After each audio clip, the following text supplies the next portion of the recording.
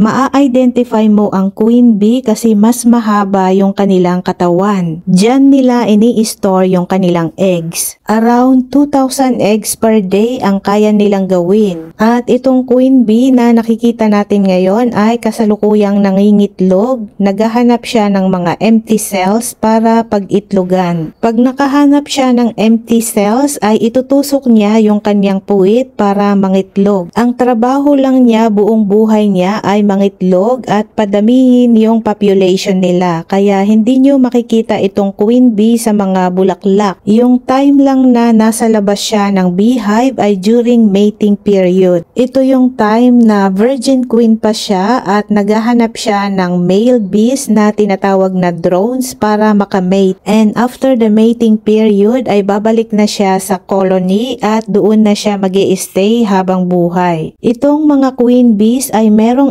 special diet kasi hindi sila kumakain ng nectar and pollen. Ang pagkain ng queen bee ay tinatawag na royal jelly. Ito ay secretion from the worker bee's glands. Itong special diet ang nagbibigay ng longer life at fertility sa mga queen bees.